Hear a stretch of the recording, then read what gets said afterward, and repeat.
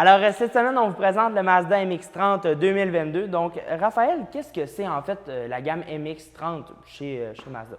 On a ici avec nous le premier véhicule 100% électrique de Mazda. Malgré le fait qu'il soit basé sur la plateforme du CX-30, il n'y a pas de moteur thermique là-dedans. On a vraiment une motorisation 100% électrique et ça, c'est très cool de voir que Mazda se lance enfin dans le game du véhicule électrique parce que je le rappelle, il n'y a pas beaucoup d'hybrides ni d'autres véhicules électriques dans leur gamme, je vous dirais. Premier véhicule 100% électrique. Côté motorisation de ce véhicule-là, je pense que ce serait bien de commencer avec ça. C'est ça, en fait, le point fort du véhicule. On a un moteur électrique à l'avant de 143 chevaux, couplé à une batterie de 35,5 kWh, ce qui nous permet d'obtenir une autonomie de 161 km. Et ça, c'est vraiment dans les meilleures conditions. Là. Dans les meilleures conditions. Dans une côte en descendant. Là, on a le vent dans le dos et tout. Mais en termes d'autonomie pour l'hiver, moi, je l'ai eu à l'essai toute la fin de semaine. Aujourd'hui, il fait moins 7 degrés à l'extérieur. J'ai été capable d'avoir 131 km, donc on a une réduction de 30 km. Mais c'est quand même pas si pire que ça, pour vrai. C'est pas si pire, mais ce qu'on annonce pour les moins 30, moins 40 de la part de chez Mazda, on arrive à 100 km, 110 kg. Ça réduit de beaucoup. Ouf, ça ne sera pas beaucoup, ça. Mais en fait, ce que Mazda priorise pour ce véhicule-là, c'est que ce soit un deuxième véhicule, en fait. On ne va vraiment pas mettre l'accent, ça va être le premier véhicule de la maison, ça va être le deuxième véhicule, donc avec son 161 km. On est capable d'aller au travail pleinement. Là, pour 95 des gens, là, on est capable de se rendre. C'est vraiment comme ça que ce véhicule-là est présenté. Pas pour le véhicule dans lequel tu vas transporter tous tes enfants, puis, mettons, monter à Québec avec. C'est pas ça que tu vas te servir. Ça, c'est vraiment juste pour aller travailler. Puis on le voit avec l'espace intérieur qui est un peu réduit. C'est un gabarit de véhicule qui n'est pas gros. On a aussi seulement une traction avant aussi dans ce véhicule-là. Donc, en fait, c'est possible d'aller à Québec avec. C'est juste que ça va être beaucoup plus long. Il va falloir t'arrêter à l'étape, puis il ne faut pas trop que tu aies pas des côtes qui montent s'il fait trop froid. Mais exactement. Donc, c'est vraiment le deuxième véhicule de la maisonnée. Maintenant, côté design sur ce véhicule-là, j'aimerais savoir ce que tu en penses, Vincent. En fait, moi, j'aime beaucoup le design de ce véhicule-là. Tout de suite, ce qu'on peut voir à l'avant, c'est qu'on a une petite grille. On n'a pas un gros calorifère comme on retrouve sur l'ensemble du marché. Donc, en termes de design ici, on a la petite grille, pas la petite grille, mais la petite ligne de chrome donc, qui va s'agencer avec le signe Mazda. Et on a le bas du pare-choc, en fait, qui va être de couleur noire, comme on le retrouve sur plein de modèles de la part de chez Mazda. Surtout sur celui-ci. Je trouve que l'utilisation du plastique a été en fait, grandement effectuée. Là. Il y en a partout, tout le tour. Vous allez le voir sur les images. Là. Le designer. Un peu trop même. Je pense que le gars qui a designé ce véhicule-là chez Mazda, il avait une passion pour le plastique solide. Là. On aurait pu peut-être offrir éventuellement une option où on peut peindre en fait les tours de plastique de la même couleur que de la carrosserie. Comme sur le nouveau CX-5 par exemple, où est-ce que là on offre d'avoir les bas de 15 peinturés. Ça serait possible. Donc, ici, on a la version GT. Donc, malheureusement, là, on n'a pas la peinture rouge, comme on va vous montrer une image, mais ce serait le fun, en fait, de pouvoir voir qu'avec la version GT, on peut avoir le toit noir. Ce qui donne un très beau profil à ce véhicule-là. On le voit avec, mettons, la peinture rouge, par exemple, la petite barre de chrome derrière la fenêtre arrière, que moi, je trouve très, très jolie, avec l'inscription Mazda dedans. Ça donne un look vraiment premium, vraiment raffiné, en fait. Au modèle. Au modèle, vraiment. Aussi, comme tu l'as dit, avec le toit noir, ça donne un petit look là, plus sportif finalement. Avec son arrière, en fait, son derrière qui est très plongeant. Donc, tout ça ferait vraiment là, que le véhicule a l'air très sportif. En effet, véhicule qui, dans son ensemble, niveau en fait, de l'esthétique, me plaît vraiment beaucoup. Je le trouve très, très joli. Pour vrai, je les remarque sur la route. Ils sont quand même différents des autres véhicules Mazda. Très belle gueule pour vrai sur ce véhicule-là. Oui. Et si, en fait, pour conclure, là, avec la version GT, on a le toit ouvrant ici, mais chose qui est vraiment le fun avec ce véhicule-là, on peut avoir des portes qui s'ouvrent aux 90 degrés. Donc, c'est vraiment cool, là, en fait, de voir qu'on peut ouvrir les portes comme ça. Et à l'arrière, c'est des portes du type suicide, comme on retrouvait, par exemple, sur le RX-8. Donc, même chose, là, c'est le fun de voir que Mazda retourne un petit peu dans leurs amours d'antan. Donc, c'est ce qui conclut l'extérieur. Maintenant, en termes de version, Raphaël, on a deux versions dispo. Écoute, on n'a pas beaucoup de choix. Il y en a deux, c'est très simple, c'est pas compliqué. Première version, version GS, qui est un petit peu moins chère au prix de 43 215 $ pour la version GS. Et ce qui a trait à la version GT qu'on a aujourd'hui à l'essai, 49 215 $. Donc, une bonne différence en termes… C'est une bonne différence quand même. Cependant, oui, ça l'ajoute de l'équipement, mais rien dont on ne peut pas se passer. Là. Le petit système de son Bose. Système de son Bose, toit ouvrant, quelques équipements de sécurité. de l'intérieur avec un petit peu de simili-cuir au travers, vous allez le voir tout à l'heure, mais c'est pas de l'équipement dont on ne peut pas se passer. Donc, je crois personnellement que la version GS Fait amplement le travail. Fait amplement, sachant qu'on a en fait exactement la même plateforme en dessous, la même motorisation. Même Donc, autonomie, tout est pareil. C'est juste que quelques petites options supplémentaires. donc, c'est ce qui fait pas mal le tour de l'extérieur du véhicule. Maintenant, j'aimerais vous présenter l'intérieur. Attends un peu, là. En termes à l'arrière, en fait, tout de suite, ce qu'on peut remarquer, le pare-choc noir, comme on l'a dit, à l'avant. Ensuite, pour les phares Odell et toutes ces choses-là, on en a parlé à l'avant. Mais si on se concentre sur l'espace cargo de ce véhicule-là, on a un espace cargo comme ça de 366 litres lorsque la banquette n'est pas rabattue. Et lorsqu'on rabat, en fait, la banquette, on va avoir 1171 litres de disponibles sur ce véhicule-là. Par contre, c'est assez restreint.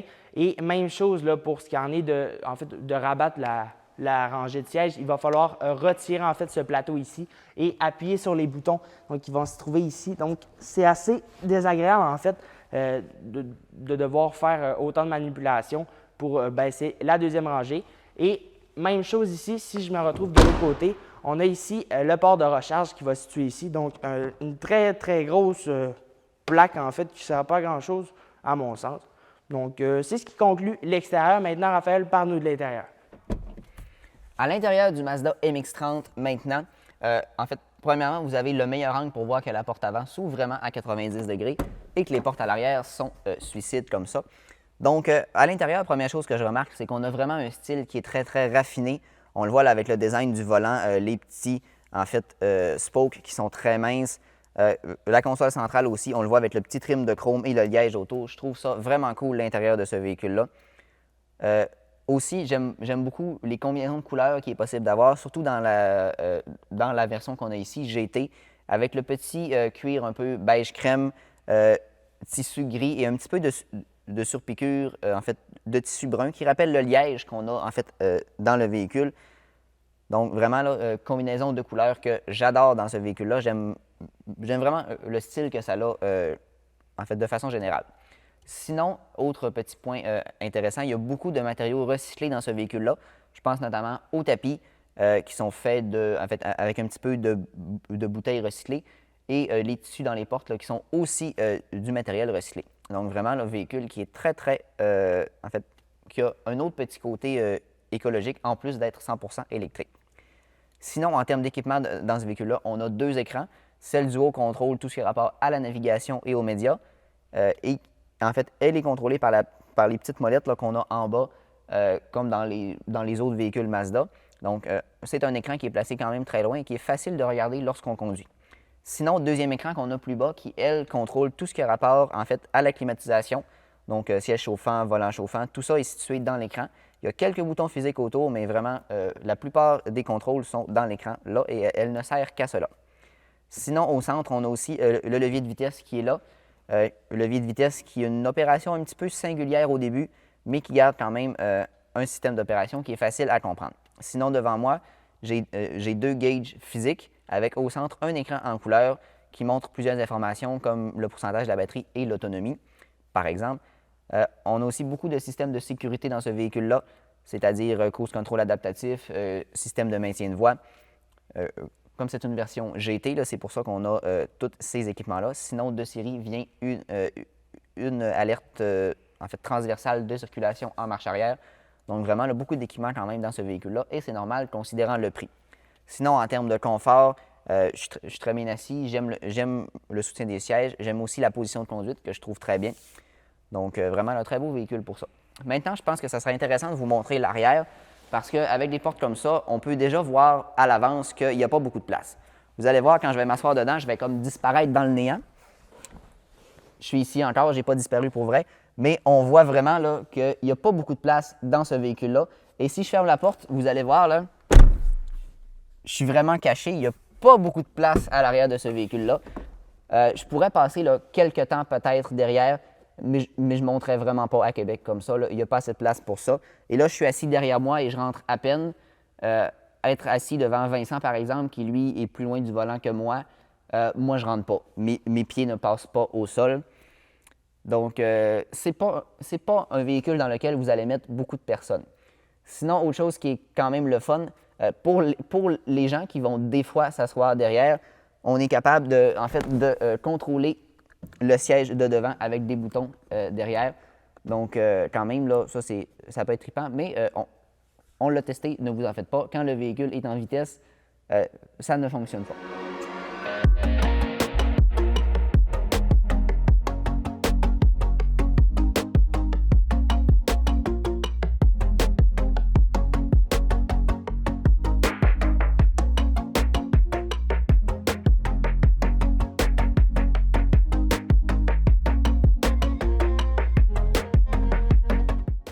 On se retrouve maintenant à bord du Mazda MX-30 2022 pour l'essai routier.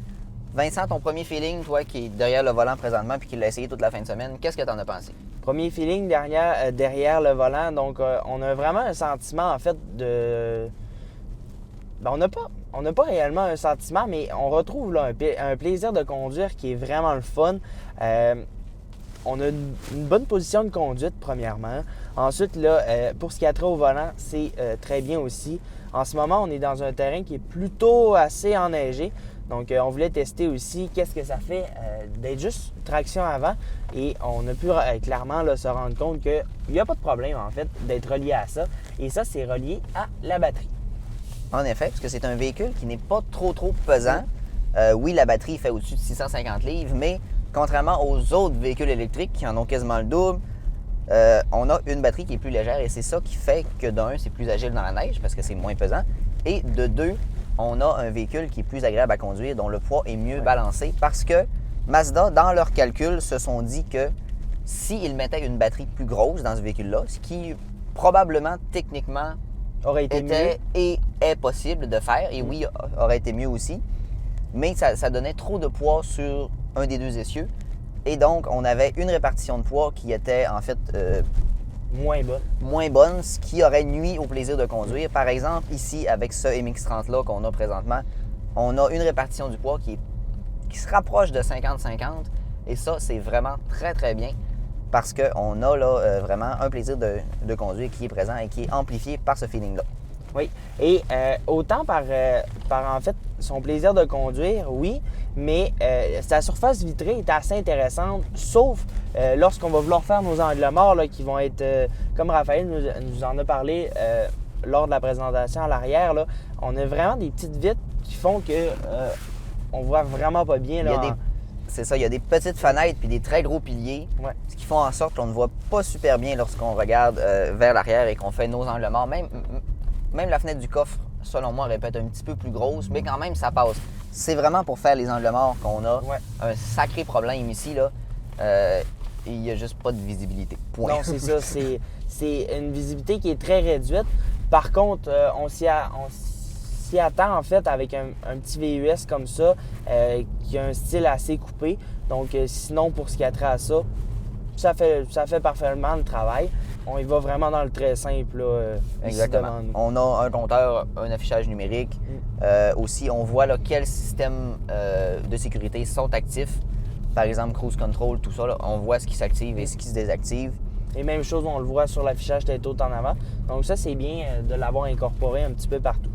Ensuite, si on se déplace au centre, même chose, l'écran devant nous, en fait, est très facile d'utilisation. On a les boutons ici qui vont nous permettre de choisir qu'est-ce qu'on veut faire avec cet écran-là, en fait.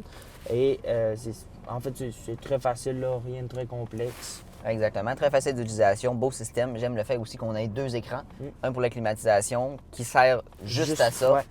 Vraiment, là, c'est pas comme dans un véhicule, par exemple, on va faire...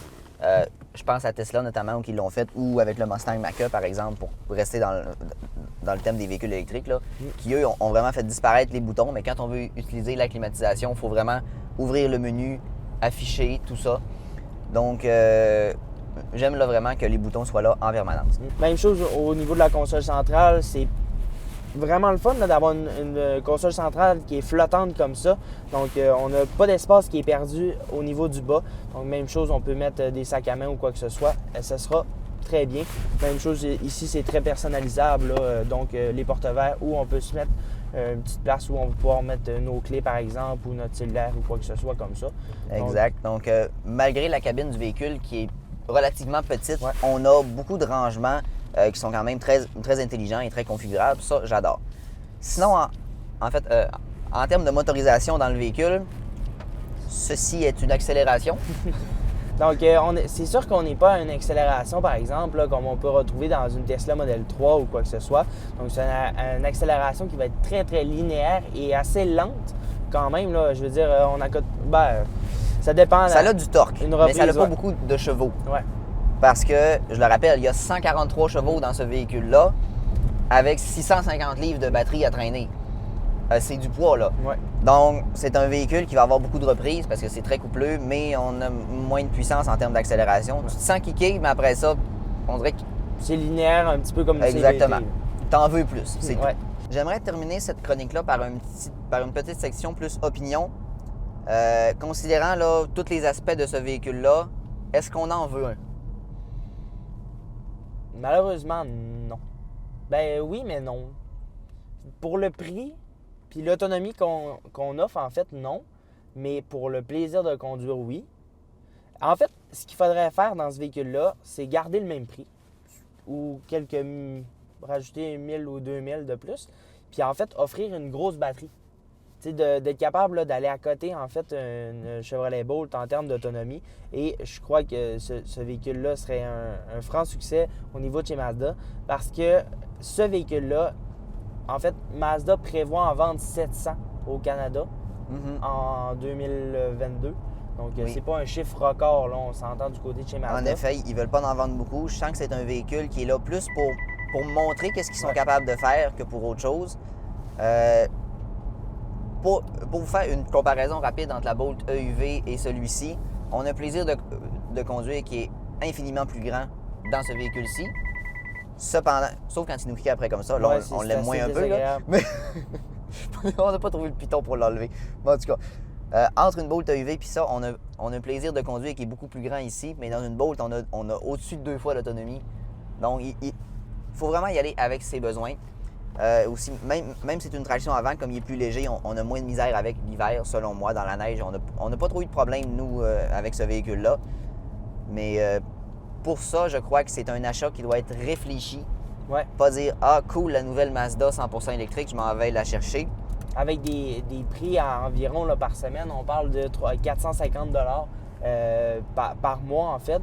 Et à peu près là, 100 quelques dollars là, par semaine. Donc, c'est un achat qui peut être vraiment intéressant en termes de deuxième véhicule, mais en termes de premier véhicule, là, c'est vraiment pas un achat là, qui pourrait être viable de mon côté. Non, je pense pas qu'en tant que premier véhicule, c'est un achat qui peut être viable. Selon moi, c'est impossible de fonctionner avec seulement 161 km d'autonomie.